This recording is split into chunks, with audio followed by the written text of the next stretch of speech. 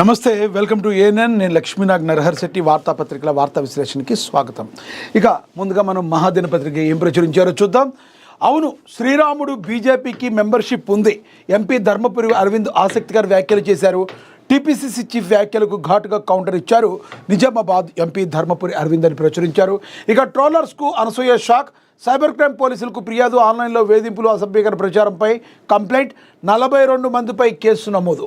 ఇక 3 రోజులుగా అన్నం తినలేదు, బావిలో దూకమన్న సిద్ధం. మంత్రి కోమటిరెడ్డి వెంకటరెడ్డికి మద్దతుగా జడ్చర్ల ఎమ్మెల్యే అనిరుద్ రెడ్డి కీలకమైన వ్యాఖ్యలు చేశారని ప్రచురించారు.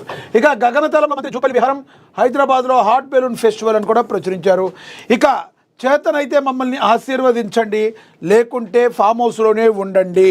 రాక్షసుల్లా బాబా బామరుదుల అభివృద్ధిని అడ్డుకుంటున్నారు. మీ మనసులు గెలుస్తాం, 2034 దాకా అధికారంలో ఉంటాం. బాసర్లో ఆదిలాబాద్ యూనివర్సిటీ ప్రారంభిస్తా. పాలమూరుతో సమానంగా ఆదిలాబాద్కు నిధులు ఇస్తా. 10,000 ఎకరాల్లో ఇండస్ట్రియల్ కారిడార్ ఏర్పాటు చేస్తాం. నిర్మల్ సభలో ముఖ్యమంత్రి రేవంత్ రెడ్డి. చెనక కొరట సదర్ ఘాట్ బ్యారేజీలు ప్రారంభించిన సీఎం. గత 10 ఏళ్లలో పూర్తి కాని ప్రాజెక్టులు పూర్తి చేస్తున్నాం. వీలైతే మీరు తెలంగాణ రాష్ట్రాన్ని అభివృద్ధికి ఆటంకం కలిగించమాకండి. మరి చేతనైతే మమ్మల్ని ఆశీర్వదించండి, లేకపోతే మీరు ఫామ్ హౌస్లోనే పడుకోండి. అంతేగాని బావబామర్దులు ఇద్దరు మాకు అడ్డుపడమాకండి, అభివృద్ధికి అడ్డుపడమాకండి అని సీఎం ఘాటు వ్యాఖ్యలు అయితే చేశారు. మరి ఆదిలాబాద్ జిల్లా అంటే తనకు ప్రత్యేకమైన అభిమానం ఉందని రాష్ట్ర ముఖ్యమంత్రి రేవంత్ రెడ్డి వ్యాఖ్యానించారు. అత్యంత వెనుకబడిన జిల్లాగా ఆశించిన న్యాయం జరగలేదని పేర్కొన్నారు. ఉమ్మడి ఆదిలాబాద్ జిల్లాలో శుక్రవారం సీఎం పర్యటించిన నేపథ్యంలో 386.46 కోట్లతో పలు అభివృద్ధి పనులకు శంకుస్థాపన చేశారు. హతీఘాట్లో Chanaka Korata barrage pump house ప్రారంభించారు. సదర్మట్ బ్యారేజ్ను కూడా జాతికి అంకితం చేశారు. యాసంగి పంటకు నీరు విడుదల చేశారు. పోన్కల్ దగ్గర గోదావరి నదిపై సదర్మట్ బ్యారేజీ నిర్మాణాన్ని ప్రారంభించారు. 676 కోట్లతో ప్రభుత్వం సదర్మట్ బ్యారేజీ నిర్మాణం చేపట్టిందని సీఎం ప్రసంగించారు.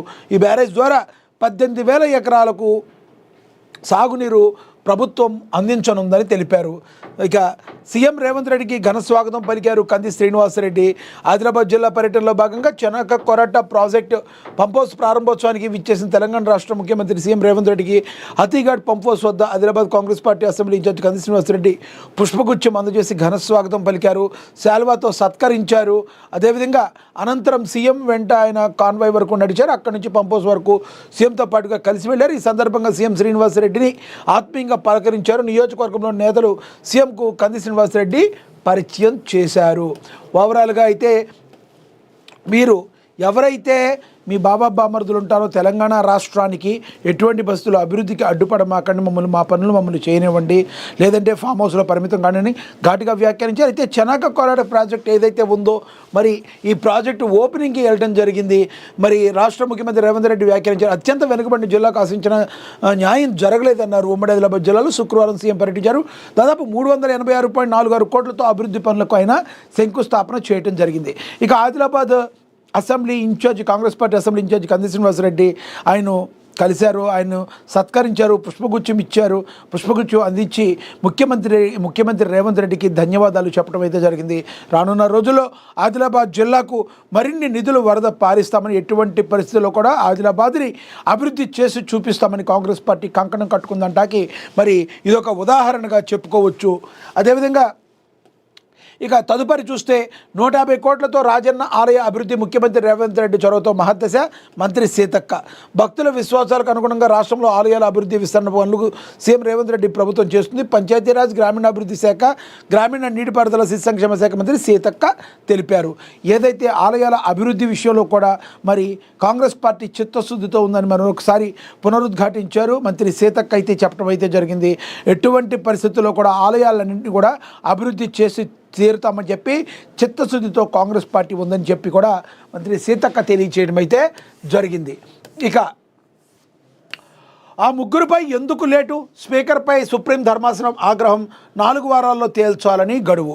మరి పార్టీ ఫిరాయింపుల కేసుకు సంబంధించి మరి బీఆర్ఎస్ ఏదైతే పార్టీ ఫిరాయించారో వాళ్ళ మీద యాక్షన్ తీసుకోవాలని చెప్పి మరి కోర్టుకు వెళ్ళిందో దీనికి సంబంధించి ఇప్పటికే కూడా మరి స్పీకర్ గారికి తగినంత సమయం అయితే మేము ఇచ్చాము, కానీ ఇంకా ఆ ముగ్గురుపై ఎందుకు మీరు తగిన చర్యలు తీసుకోవట్లేదు, దానికి సంబంధించిన ఇదేంటి లేదు అంటే మాత్రం అది పరిణామాలు చాలా తీవ్రంగా ఉంటాయని కోర్టు కూడా మరి స్పీకర్ని హెచ్చరించిన పరిస్థితి. ఏం ప్రచురించారు చూద్దాం. పార్టీ ఫిరాయింపు ఫిరాయించారనే ఆరోపణలు ఎదుర్కొంటున్న మరో 3 ఎమ్మెల్యేలపై నిర్ణయం తీసుకునేందుకు సుప్రీంకోర్టు 4 వారాలు గడువు ఇచ్చింది. ఈ 4 వారాల్లో 3 ఎమ్మెల్యేలు విచారణ పూర్తి చేసి నిర్ణయం వెలువరించాలని స్పీకర్ గడ్డం ప్రసాద్ కుమార్కు సుప్రీంకోర్టు ధర్మాసనం సూచించింది. పార్టీ ఫిరాయించిన ఎమ్మెల్యేలపై స్పీకర్ సత్వరమైన నిర్ణయం తీసుకునే విధంగా ఆదేశించాలంటూ దాఖలైన పిటిషన్పై జస్టిస్ సంజయ్ కోరల్, జస్టిస్ మసీహాల్తో కూడిన ధర్మాసనం శుక్రవారం మొదటిసారి విచారణ జరిపింది. ఈ విచారణలో సుప్రీంకోర్టు హామీ ఇచ్చి కోర్టు ఇచ్చిన ఆదేశాలను అమలు చేయడంలో స్పీకర్ పూర్తిగా విఫలమైనట్టు పిటిషన్ అయితే జాయిన్ చేయడం జరిగింది.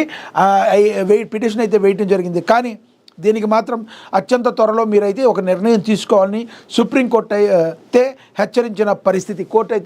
హెచ్చరించిన పరిస్థితి. దీన్ని ఏ రకంగా ముందుకు తీసుకెళ్తారో మనం వేచి చూడాలి ఆ 3 ఎమ్మెల్యేల పైన. ఇక అదేవిధంగా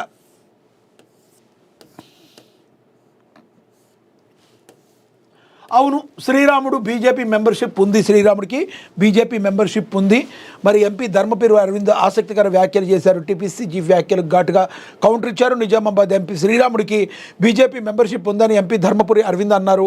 నిజామాబాద్ని ఇందూరుగా పేర్కొన్న ఆయన పేరు ఎలా వచ్చిందో చారిత్రక ఆధారాలు ఉన్నాయన్నారు.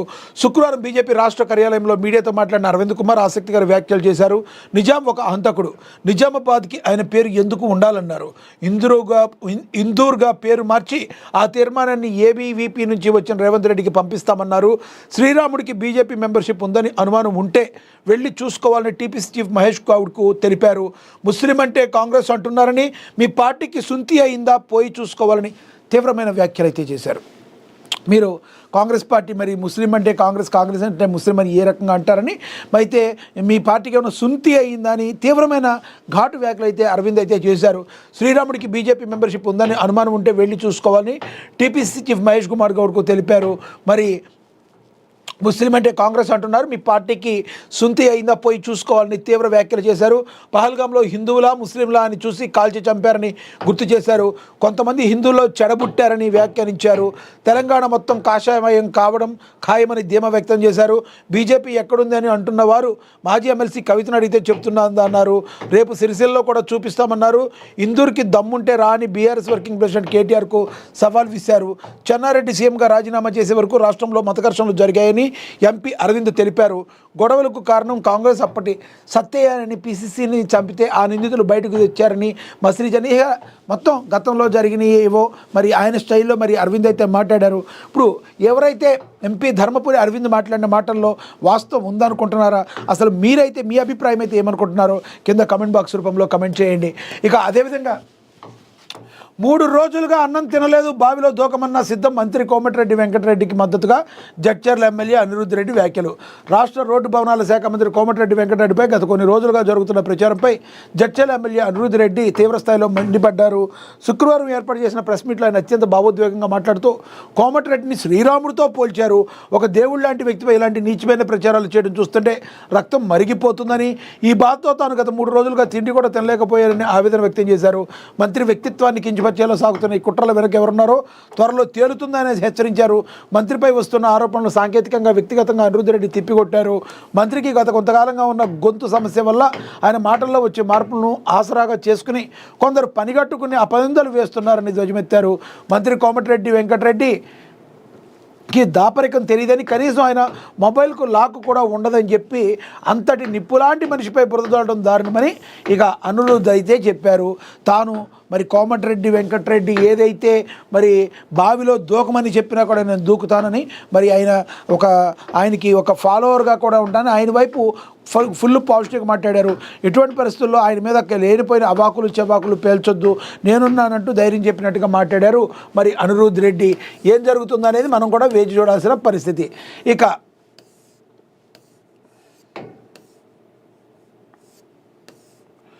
ట్రోలర్స్కు అనసూయ షాక్. సైబర్ క్రైమ్ పోలీసులకు ఫిర్యాదు. ఆన్లైన్ వేధింపులు, అసభ్య ప్రచారంపై కంప్లైంట్. 42 మందిపై కేసు అయితే నమోదు చేశారు.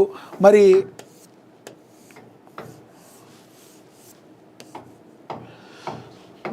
ప్రముఖ నటి టీవీ యాంకర్ అనసూయ భరద్వాజ్ సైబరాబాద్ పోలీసులను ఆశ్రయించారు. సినీ సోషల్ మీడియా వర్గాల్లో సంచలనంగా మారింది. సోషల్ మీడియాలో తనపై జరుగుతున్న ట్రోలింగ్, వ్యక్తిత్వ హననం, అభ్యంతరకర పోస్టులు చేస్తున్నారని ఫిర్యాదులో తెలిపారు. తన పరువుకు భంగం కలిగించేలా ప్రవర్తిస్తున్నారంటూ ఆమె ఫిర్యాదు చేయడంతో పోలీసులు కేసు నమోదు చేశారు. గతేడాది డిసెంబర్ 23 తేదీ నుంచి తనపై ఆన్లైన్ వేధింపులు పెరిగాయని ఫిర్యాదులో పేర్కొన్నారు. కేసు వివరాలు, నిందితుల జాబితా, నిందితుల పేర్లతో పాటు సోషల్ మీడియా లింకులు ఫిర్యాదుతో జత చేశారు. అనసూయ సోషల్ మీడియాలో తనపై క్యాంపెయిన్ తరహాలో దాడి జరిగిందని చెప్పుకొచ్చారు. ఓ ఇంటర్వ్యూలో తన అభిప్రాయం చెప్పిన తర్వాత ఈ వేధింపులు మొదలయ్యాయని వ్యక్తం చేశారు. అశ్లీల వ్యాఖ్యలు, లైంగిక దూషణలు, బెదిరింపులు జరిగాయని ఫిర్యాదులో పేర్కొన్నారు. క్రిమినల్ డెఫమేషన్, వ్యక్తిగత వేధింపులు, ఏఐ ఫోర్జరీ వంటి నేరాలు జరిగాయని ఫిర్యాదు చేశారు. మరి ఎవరెవరిపై కేసులు నమోదాయంటే సీనియర్ నటి కరాటే కళ్యాణి, ప్రముఖ radio jockey Shekhar Basha, social media influencers Bojjala Sandhya Reddy, Priya Chowdary Gogineni, Pavani, Rajini, నటి విజయలక్ష్మి, యాంకర్ రోహిత్, మరికొందరు యూట్యూబర్ ఛానల్స్ నిర్వాహకులు, యాంకర్లు ఉన్నారు. వీరు వివిధ సోషల్ మీడియాలో వేదికగా విమర్శలు చేశారని అనసూయ ఫిర్యాదు చేశారు. తన ఫోటోలను మార్ఫింగ్ చేయడం, తన పైన అభ్యంతరకర వ్యాఖ్యలు చేయడం చేస్తూ వీడియోలు రూపొందించడం, తన వృత్తిని, వ్యక్తిగత జీవితాన్ని లక్ష్యంగా చేసుకుని కొందరు కంటెంట్ క్రియేటర్లు వ్యూవర్షిప్ కోసం రకరకాలుగా చేశారని చెప్పి అనసూయ భరద్వాజ్ అయితే చెప్పుకొచ్చారు. ఈ మొత్తం సినారియోలో ఏది జరిగినా కూడా, అతిగా ఏది జరిగినా కూడా ప్రాబ్లమే. అయితే ఈ సినారియో మొత్తం మీద అసలు అనసూయ ఈ రకంగా తన వ్యక్తిగతంగా నన్ను కించపరిచారు, ఈ విధంగా కేసు పెట్టడాన్ని ఏ కోణంలో చూడాలి? మరి ఎవరైతే తనను వ్యక్తిత్వ హననం చేశారో వాడి మీద కేసులు పెట్టినారు కాబట్టి రానున్న రోజుల్లో మరి ఎటువంటి స్టెప్స్ సంబంధిత అధికారులు తీసుకోబోతున్నారో మనం వేచి చూడాల్సిన పరిస్థితి. అదేవిధంగా సీరియస్గా తీసుకున్నారు సైబర్ క్రైమ్ పోలీసులు. అనసూయ ఫిర్యాదును సీరియస్గా తీసుకున్నారు సైబర్ క్రైమ్ పోలీసులు వెంటనే దర్యాప్తు చేపట్టారు. సోషల్ మీడియా పోస్టులు, వీడియోలు, కామెంట్లు పరిశీలించిన అనంతరం ఐటీ యాక్ట్, ఐపీసీ సెక్షన్ల కింద కేసు నమోదు చేశారు. ఈ కేసు ఆధారంగా నిందితులకు నోటీసులు జారీ అయ్యే అవకాశాలు ఉన్నాయి. చట్టాన్ని ఉల్లంఘిస్తే చర్యలు తప్పవని, న్యాయపరమైన పరిణామాలు ఉంటాయని పోలీసులు హెచ్చరించారు. ఈ కేసులో సోషల్ మీడియాలో పెద్ద ఎత్తున అయితే చర్చ అయితే జరుగుతుంది. ఇక ఆ ముగ్గురుపై ఎందుకు లేటు? పాడి కౌశిక్ రెడ్డి, వివేకానంద కేటీఆర్ తరపున న్యాయవాదం వివరించారు. విచారించిన ధర్మాసనం స్పీకర్కు 4 వారాల సమయం ఇస్తూ వాయిదా వేసింది. ఇందాక మనం దీని గురించి కూడా మనం చూసాం.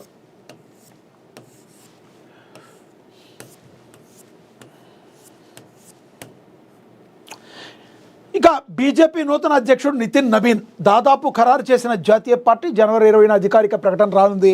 ఈ నెల 19న నామినేషన్ దాఖలు చేసే అవకాశం ఉంది. మరి అదే రోజు నామినేషన్ల పరిశీలన, ఉపసంహరణ కూడా చేసే అవకాశం ఉంది. బీజేపీ జాతీయ అధ్యక్ష పదవి కోసం జనవరి 19న నామినేషన్లు దాఖలు కానున్నాయని, మరుసటి రోజు 20వ తేదీన కొత్త అధ్యక్షుడి పేరును ప్రకటిస్తామని తెలిపారు. జనవరి 19న మధ్యాహ్నం 2 గంటల నుండి 4 గంటల మధ్య నామినేషన్లు దాఖలు చేస్తారని వెల్లడించారు.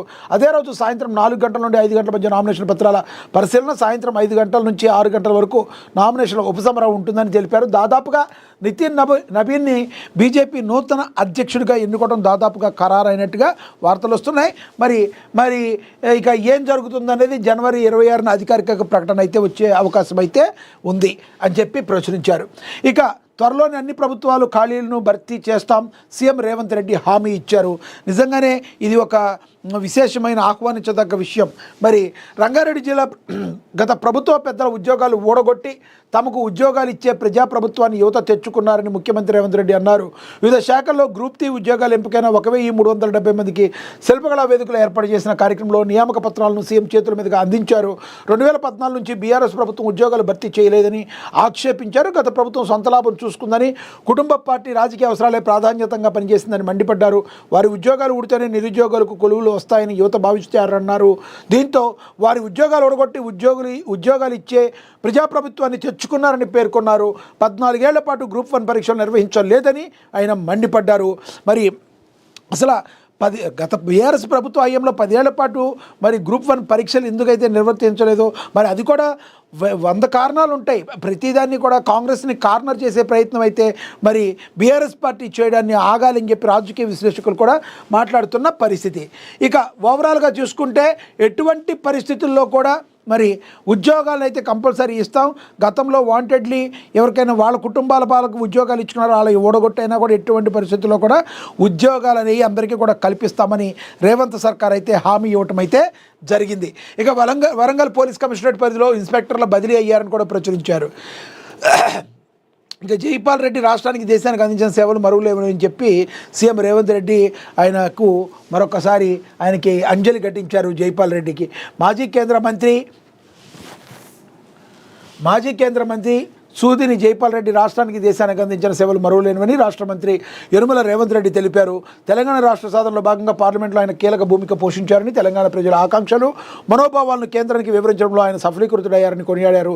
అత్యుత్తమ పార్లమెంటరీగా జైపాల్ రెడ్డి చూపిన బాట స్ఫూర్తిదాయకమని పేర్కొన్నారు. నెక్లెస్ రోడ్లోని పీవీ మార్గ్ వద్ద ఉన్న స్ఫూర్తి స్థల్లో శుక్రవారం జైపాల్ రెడ్డి 84వ జయంతి వేడుకలు అధికారికంగా నిర్వహించారు. మరి జైపాల్ రెడ్డి తెలంగాణ యొక్క ఔన్నత్యాన్ని, తెలంగాణ కావాల్సి ఎందుకు కావాలన్న దాన్ని మరి కేంద్రానికి వినిపించడంలో అప్పటికి కాంగ్రెస్ ప్రభుత్వం తెలంగాణకి ఇవ్వడానికి మరి ముందుకు రావడానికి జైపాల్ రెడ్డి కూడా ఒక కీలక పాత్ర పోషించారని చెప్పి మరి సీఎం రేవంత్ రెడ్డి అయితే చెప్పడం అయితే జరిగింది. ఆయనకి ఆయనకి 84వ జయంతి ఏదైతే ఉందో మరి నివాళులు అర్పించడం అయితే జరిగింది. ఈ కలెక్టర్ క్యాంప్ ఆఫీసులో ఘనంగా సంక్రాంతి సంబరాలు. హైదరాబాద్ మెట్రోపై కేంద్రం మెట్రో మొదటి దశను ఎల్ఎన్టీ నుంచి ప్రభుత్వం స్వాధీనం చేసుకోవాలన్న కేంద్రం సీఎం రేవంత్కు లేఖ రాసిన కిషన్ రెడ్డి అని కూడా ప్రచురించారు. ఇక కాంగ్రెస్తోనే కరీంనగర్ అభివృద్ధి సాధ్యమవునొద్దంటున్నారు. మరి కార్పొరేషన్ ఎన్నికల కాంగ్రెస్ పట్టం కట్టండి, కరీంనగర్ను ఖతర్నాక్గా అభివృద్ధి చేస్తాం, పెద్ద ఎత్తున నిధులు తీసుకొస్తామని చెప్పి మరి చెప్పడం అయితే జరిగింది. ఇక 5 రోజుల్లో 3 లక్షలకు పైగా వాహనాల రాకపోకలు, విజయవాడ నేషనల్ హైవేపై రికార్డు అని కూడా ప్రచురించారు. ఇక భూభారతి ఆక్రమణపై కేసు నమోదు, రిమాండ్కు తరలించారు కొంతమందిని, ఎవరైతే భూభారతి కేసులో ఉన్నారో వాళ్ళకి. ఇక నారావాలిపల్లిలో చంద్రబాబు సంక్రాంతి మరి కుటుంబ సభ్యులతో కలిసి వేడుకల్లో ఆంధ్రప్రదేశ్ ముఖ్యమంత్రి అని కూడా ప్రచురించారు. మరి సీఎం చంద్రబాబు స్వగ్రామం నారావారిపల్లిలో సంక్రాంతి సంబరాలు ఘనంగా జరిగాయి. వేడుకల్లో భాగంగా గురువారం పలు కార్యక్రమాల్లో చంద్రబాబు కుటుంబ సభ్యులు పాల్గొన్నారు. ముందుగా గ్రామదేవత గంగమ్మ ఆలయానికి చేరుకుని అమ్మవారికి ప్రత్యేక పూజలు చేశారు. ఆపై నాగాలమ్మకు పూజలు చేశారు. అనంతరం సీఎం చంద్రబాబు తన తల్లిదండ్రులకు నివాళులు అర్పించారు. సీనియర్ ఎన్టీఆర్, బసవతారకం విగ్రహాలకు సీఎం చంద్రబాబు కుటుంబ సభ్యులు పుష్పాంజలి అయితే ఘటించారు. సంక్రాంతి సంబరాలు ఏ విధంగా అయితే చేసుకున్నారో నారావారిపల్లిలో మరి అక్కడ ప్రచురించారు. అదేవిధంగా ఎర్రవెల్లి నివాసంలో ఘనంగా సంక్రాంతి వేడుకలు అయితే జరిగాయి. ఎర్రవెల్లి నివాసంలో సంప్రదాయబద్ధంగా సంక్రాంతి వేడుకలు ఘనంగా నిర్వహించబడ్డాయి. ఈ వేడుకలో తెలంగాణ రాష్ట్ర తొలి ముఖ్యమంత్రి కేసీఆర్ కుటుంబ సభ్యులు ఆనందంగా పాల్గొన్నారు. కేసీఆర్ సతీమణి శోభమ్మ, బీఆర్ఎస్ కార్యనిర్వాహక అధ్యక్షుడు కేటీఆర్, శైలజతో పాటు కేసీఆర్ మనవడు మనవరాలు ఈ వేడుకల్లో పాల్గొని పండుగను కుటుంబ సమేతంగా సంతోషంగా అయితే జరుపుకున్నారు. ఇక మొయినాబాద్ మున్సిపాలిటీలో 15 కోట్ల నిధులతో మరి సిసి రోడ్డు, అండర్ డ్రైనేజ్ అభివృద్ధి పనులకు శంకుస్థాపన జరిగిందని చేవెళ్లి ఎమ్మెల్యే కాళ యాదవ్ తెలిపారు. మొయినాబాద్ మున్సిపల్ కమిషనర్ ఖాజా మొయినుద్దీన్ అయితే తెలిపారు. ఇక అప్పు తిరిగిచ్చే ఇష్టం లేక హత్య చేశారని చెప్పి మరి ఎవరైతే అప్పు ఇవ్వమన్న వాళ్ళని కూడా ఇవ్వకుండా ఉండడానికి, హతమార్చడానికి కూడా ఈ రోజుల్లో వెనకాటలేని జనం పరిస్థితులు ఈ రకంగా ఉన్నాయి. ఇక యువత చదువులు క్రీడల్లో రాణించాలని చెప్పి కర్ణగూడలో క్రికెట్ టోర్నమెంట్ నిర్వహించిన గ్రామ సర్పంచ్ తిరుమల రెడ్డి అని ప్రచురించారు. ఓవరాల్గా అదేవిధంగా కొరాటా చనాక ప్రాజెక్టుకు సిఆర్ఆర్ పేరు కంది శ్రీనివాసరెడ్డి హర్షం, సీఎంకు మంత్రులకు ధన్యవాదాలు. ఆదిలాబాద్ జిల్లా బోరజ్ మండలంలో ఉన్న కొరాటా చనాక ప్రాజెక్టుకు మాజీ మంత్రి స్వర్గీయ చిలుకూరి రామచంద్రారెడ్డి పేరు పెట్టినందుకు హర్షం వ్యక్తం చేస్తున్నట్టు Adilabad Congress party assembly incharge Kandi Srinivas Reddy ఓ ప్రకటనలో తెలిపారు. ఆదిలాబాద్ జిల్లాలో ప్రాజెక్టుల కోసం, జిల్లా ప్రజల సంక్షేమం కోసం ఎనలేని కృషి చేసిన చిలుకూరి రామచంద్రారెడ్డి పేరును సూచించినందుకు ముఖ్యమంత్రి రేవంత్ రెడ్డికి, మరి నీటిపారుదల శాఖ మంత్రి ఉత్తమ్ కుమార్ రెడ్డికి, జిల్లా ఇన్ఛార్జి జూపల్లి కృష్ణారావుకి, రాష్ట్ర ప్రభుత్వ సలహాదారు సుదర్శన్ రెడ్డికి Adilabad Congress party assembly incharge Kandi Srinivas Reddy ధన్యవాదాలు అయితే తెలపడం అయితే జరిగింది. చనక కొరాడ ప్రాజెక్ట్ ఏదైతే ఉందో యాసంగిలో రైతులకి నీరు విడుదలయ్యడానికి సిద్ధంగా ఉంది. కాంగ్రెస్ ప్రభుత్వాన్ని ఇది ఎంతో ప్రతిష్టాత్మకంగా తీసుకుంది. ఆదిలాబాద్ అభివృద్ధి లక్ష్యంగా మరి ముందుకు వెళ్తున్నారు. ఇక అదే క్రమంలో ఆదిలాబాద్ అభివృద్ధి లక్ష్యంగా Adilabad assembly Congress party assembly incharge Kandi Srinivas Reddy ముందుకు వెళుతున్న తీరుని అందరూ కూడా ఎంతగానో ప్రశంసిస్తున్న పరిస్థితి మనమైతే గమనించవచ్చు. అదేవిధంగా ఘనంగా షబ్-ఏ మేరాజ్ జరిగిందని చెప్పి ప్రచురించారు. ఇక జిల్లాలో కేంద్ర విపత్తు నివారణ బృందం విస్తృత పర్యటన కూడా ప్రచురించారు. ఇక సురక్షిత ప్రయాణంలో ఆర్టీసీ డ్రైవర్ల పాత్ర కీలకమని, మేడారం జాతర వేళ డ్రైవర్లు అప్రమత్తంగా ఉండాలని వరంగల్ పోలీస్ కమిషనర్ సన్ప్రీత్ సింగ్ అయితే వాళ్ళకి దిశానిర్దేశం చేశారని కూడా ప్రచురించారు. ఇక ఓవరాల్గా చూసుకుంటే ఇంపార్టెంట్ న్యూస్ ఏవైతే ఉన్నాయో మనం అన్ని చదివే ప్రయత్నం చేశాం. Super hit movie sequel. ఆది హీరోగా గతంలో వచ్చిన సూపర్ హిట్ చిత్రం మరగద నాయనం. ఈ సినిమాకు ఏఆర్కే శరణ్ దర్శకత్వం వహించారు. 2017లో వచ్చిన ఈ మూవీ బాక్సాఫీస్ వద్ద మంచి విజయాన్ని అందుకుంది. ఈ మూవీని తెలుగులో మరకతమణి పేరుతో రిలీజ్ చేశారు. తాజాగా ఈ మూవీకి సీక్వెల్ను కూడా ప్రకటించారని కూడా ప్రచురించారు. ఈ ఏడాదికి ఆసక్తిగా ఎదురు చూస్తున్న చిత్రాలు ఇవే అని చెప్పి ఏవేవైతే చిత్రాలు ఉన్నాయో వాటన్నింటిని గురించి కూడా మరి ప్రచురించడం అయితే జరిగింది. త్వరలోనే ధనుష్ మృణాల్ పెళ్లి తేదీ కూడా ఫిక్స్ అని చెప్పి కూడా మరి ఒక వార్త అయితే మరి ప్రచురించడం అయితే జరిగింది. ఓవరాల్గా చూసుకుంటే మరి చూసాం. ఇక మరొక దినపత్రిక చూద్దాం. ఆంధ్రజ్యోతిలో ఇంపార్టెంట్గా ఏమున్నాయో చూద్దాం.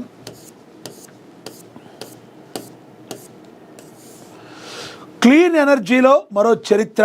కాకినాడ గ్రీన్ అమోనియా ప్రాజెక్ట్ ప్రపంచంలోనే పెద్దది, దేశంలోనే మొదటిది. నేడు భారీ యంత్రాల ఏర్పాటుకు శ్రీకారం కానున్న CM Chandrababu, deputy CM Pawan Kalyan.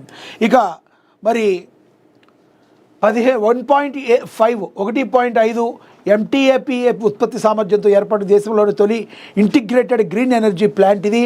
7.5 గిగావాట్ల solar, wind energy కూడా, 2 గిగావాట్ల పంప్డ్ స్టోరేజ్ ప్లాంట్ ఏర్పాటు. 3 దశల్లో మొత్తం 90,000 కోట్ల పెట్టుబడి. 2027 నాటికి తొలి దశ ఉత్పత్తి ప్రారంభం. గ్రీన్కోకు చెందిన ఈ ఏఎం గ్రీన్ ఆధ్వర్యంలో ఇది ఏర్పాటు చేశారు. దేశంలోనే తయారైన గ్రీన్ అమ్మోనియా విదేశాలకు ఎగుమతి కావడం కాకినాడ నుంచే ప్రారంభం కానుంది. గ్రీన్ అమ్మోనియాను భారీ రవాణా షిప్పులకు, భారీ ట్రక్కులకు, సరుకు రవాణా, రైళ్లు ఇంధనంగా వినియోగిస్తారు. విద్యుత్ ఉత్పత్తికి కూడా దీన్ని ఉపయోగిస్తారు. ఈ ప్రాజెక్టు కేవలం ఓ పారిశ్రామిక పెట్టుబడి మాత్రమే కాదు, రాష్ట్ర ఇంధన భవిష్యత్తుకు స్పష్టమైన దిశానిర్దేశమని కూడా ప్రచురించారు. ఓవరాల్గా చూసుకుంటే కాకినాడ నుంచి ఈ గ్రీన్ అమోనియా మరి రావడం, ప్రపంచంలోనే ఇది పెద్దది కావడం, దేశంలోనే మొదటిది కావడం మనం ఎంతగానో హ్యాపీగా ఫీల్ అవ్వాల్సిన పరిస్థితి. ఆంధ్రప్రదేశ్కి ఇది ఒక తలామానికంగా అయితే అయ్యే అవకాశం అయితే స్పష్టంగా మనకి కనబడుతుంది. ఇక తిరుపతిలో ఏపీ ఫస్ట్ అతిపెద్ద పరిశోధనా కేంద్రం, యువత భవితకు భరోసా, పలు కీలక రంగాల్లో శిక్షణ, ఏరోస్పేస్, డిఫెన్స్, ఐటీ సలహాదారులతో సీఎం సమావేశం. ఏపీ ఫస్ట్ ఏర్పాటుకు ఆమోదం.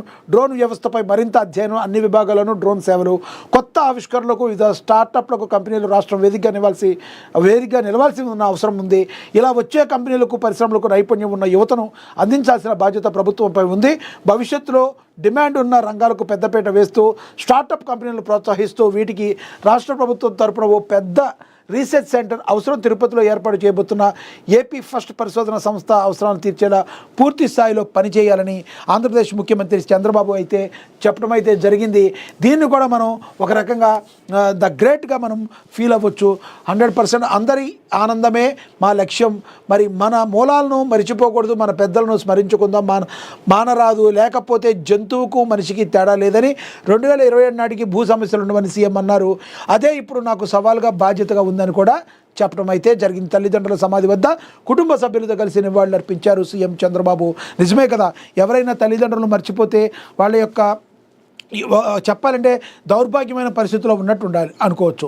వాళ్ళ తల్లిదండ్రులు కావచ్చు, పూర్వీకులు కావచ్చు, ఎవరైనా కూడా పరమపదించారంటే వాళ్ళు ఎప్పటికప్పుడు గుర్తు చేసుకోవాల్సిన పరిస్థితి. వాళ్ళ జయంతికో, వర్ధంతికో కనీసం ఒక పూలమాల వేసి, వాళ్ళు పుట్టినప్పుడు ఇప్పుడు మనం వాళ్ళ రుణాన్ని ఎలాగో తీర్చుకోలేము, కానీ జన్మనిచ్చినందుకు సార్థతగా వాళ్ళని గుర్తుపెట్టుకోవడం అనేది ప్రతి మనిషి యొక్క బాధ్యత. అలా కాకపోతే మనిషికి జంతువుకు తేడా ఉండదు అని చెప్పి మరి ఏపీ ముఖ్యమంత్రి చంద్రబాబు అయితే పునరుద్ఘాటించారు. మరి దీన్ని అందరం కూడా 100% నమ్మాలి. మీరేమంటారు?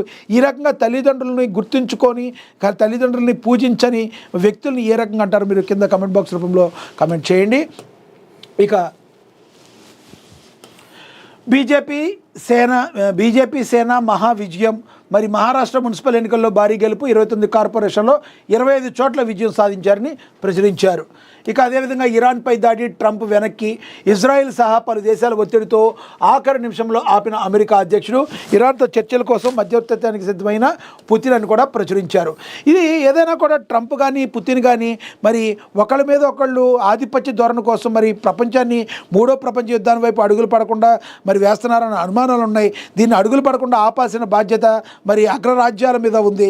మరి మేము ఎప్పటికప్పుడు అగ్రరాజ్యం అని చెప్పుకునే అమెరికా ప్రతి దానిలోనూ చేయి పెడతా ఉంటుంది, వేలు పెడతా ఉంటుంది. అసలు ట్రంప్ తీసుకునే నిర్ణయాలు ఏ రకంగా ఉన్నాయో, ఇది తీసుకునే నిర్ణయాలు ఏ రకంగా ఉంటున్నాయో మీరు కమెంట్ బాక్స్ రూపంలో కమెంట్ అయితే చేయండి. ఇక పండక్కి వచ్చి తిరిగిరాని లోకాలకు సముద్రంలో మునిగి 2 దుర్మరణం, మరో 2 గల్లంతు. మరి ఇది చాలా మరి విషాదకరమైన విషయం. ఎందుకంటే ఎక్కడైనా కూడా మన ప్రయాణాలు చేసేటప్పుడు కానీ ఏదైనా కూడా మన బాధ్యత ఏంటంటే గమ్యస్థానాలకి సజావుగా మరి మంచిగా వెళ్ళడం అనేది చాలా ఇంపార్టెంట్. అలా కాకుండా మరి ఒక్కొక్కసారి మరి చిన్న చిన్న పొరపాట్లే భారీ మూల్యాన్ని చెల్లించుకోవాల్సిన అవసరం అయితే ఉంటుంది. మరి సముద్రంలో మునిగి గల్లంతయ్యారు ఏగా అమ్ములు మరియు బాలకృష్ణ. మరి వాళ్ళందరూ కూడా మరి వాళ్ళ తల్లిదండ్రులు ఎంత శోకసముద్రంలో మునిగిపోయి ఉంటారో మనకు తెలుసు. ఎక్కడికైనా ప్రయాణాలకు వెళ్ళేటప్పుడు కానీ లేదంటే ఏదన్నా ఎక్కడన్నా మనం కొన్ని పిక్నిక్ పాయింట్లకు కానీ ఎక్కడికైనా వెళ్ళేటప్పుడు మీరు సెలబ్రేషన్ చేసుకోవాలనుకున్నా కూడా సజావుగా ఇంటికి వెళ్ళాలి, మళ్ళీ గమ్యస్థానాలకు సరిగ్గా చేరుకోవాలన్నది మైండ్లో పెట్టుకోవాలి.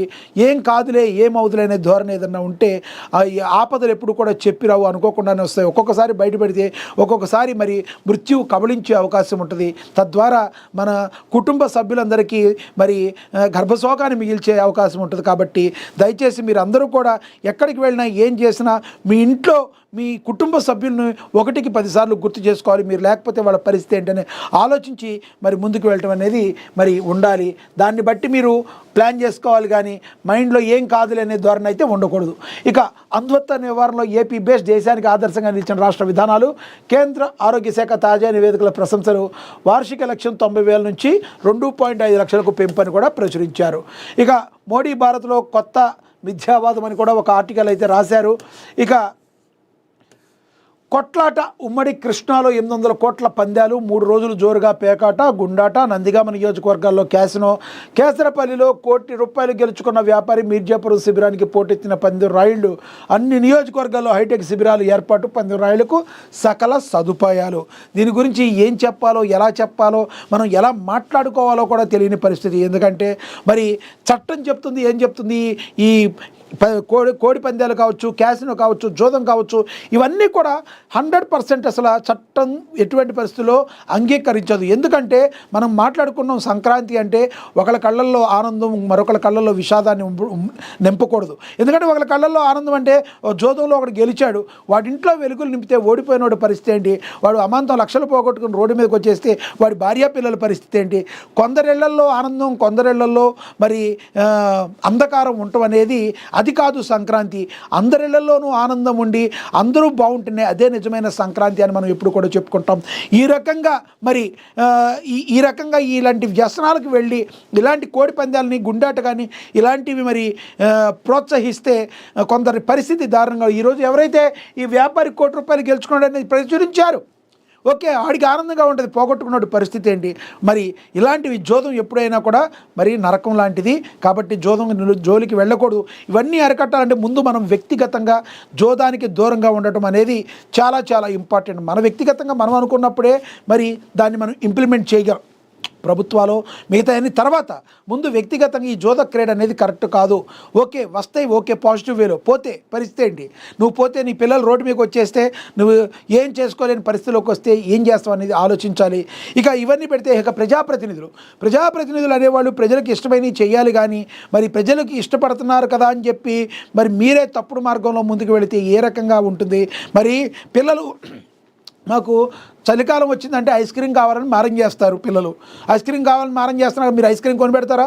థ్రోట్ ఇన్ఫెక్షన్ ఉంటుందని ఆపుతారు కదా. అదేవిధంగా ఏ రకంగా అయితే ప్రజల్లో కూడా సంక్రాంతి పండుగ అంటే ఒక మంచి సంప్రదాయాలు ఒకప్పుడు ఉండేది, కోడి పందాలు ఉన్నాయని ఆచార సంప్రదాయాలు చెప్తున్నా అది సమాజానికి కీడు చేస్తుంది అని చెప్పి దాన్ని తెలియపరిచి దాన్ని ఆపించాల్సిన పరిస్థితి ప్రజాప్రతినిధులు ఉంటుంది. కానీ ప్రజాప్రతినిధులే కోడి పందాల బరిలోకి వెళ్ళి పుంజులను ఒకటి ఈ చేత్తో పట్టుకుని ఒకటి ఈ చేత్తో పట్టుకుని ఇట్టా మరి ఆ కోడి పందాలు వేయడం చూస్తుంటే మరి ఏంటి పరిస్థితి, సమాజం ఎడిపోతుందని రాజకీయ విశ్లేషకులు అయితే అంటున్నారు. మీరైతే ఏమంటారు చెప్పండి. మరి ఇలాంటి కోడి పందాలు ఇవన్నీ ఆగాలంటే, ఇలాంటి ఆచార సంప్రదాయాల ముసుగులో ఇలాంటివి మరి ఆగాలంటే ఏం చేయాలో కమెంట్ బాక్స్ రూపంలో కమెంట్ చేయండి. నేనైతే అనుకుంటున్నాను వచ్చే సంవత్సరం నుంచి అయినా కూడా ఇవన్నీ కూడా నిషేధించబట్టం అయితే అవ్వు, కానీ నియంత్రించబడాలి, చాలా వరకు తగ్గిపోవాలని మనసా వాచా కర్మేణ అయితే కోరుకుంటున్నాం. ఇక ఓవరాల్గా చూసుకుంటే ఇంపార్టెంట్ న్యూస్ ఏవైతే ఉన్నాయో మరి నాన్ స్టాప్గా కోడి పందాలు, యథేచ్ఛగా పేకట్ట, సంక్రాంతి 3 రోజులు ఫుల్ జోష్. మచిలీపట్నం ఉమ్మడి కృష్ణా జిల్లా కావచ్చు, గోదావరి జిల్లా కావచ్చు, మెయిన్ ప్రధానంగా ఉమ్మడి కృష్ణా, గుంటూరు, గోదావరి జిల్లాలోని ఈ కోడి పందాలు, మాచర్ల ఇవన్నీ కూడా ఎక్కువగా కోడి పందాలు ఆడుతూ ఉంటారు. మరి ఇవన్నీ కూడా ఆగిపోవాలని మనం అందరం అయితే కోరుకుందాం. ఓవరాల్గా ఇంపార్టెంట్ న్యూస్ అయితే మనం అన్నీ కూడా విశ్లేషించే ప్రయత్నం అయితే చేశాం. మరింతగా లోతుగా కూలంకుషంగా మీరు చూసి ఎప్పటికప్పుడు తాజా వార్తలు చూడాలంటే మీరు చదవండి, డౌన్లోడ్ చేసుకోండి, ఫాలో అవ్వండి మహాదినపత్రిక. This is Lakshminag Narahar Shetty. నమస్తే.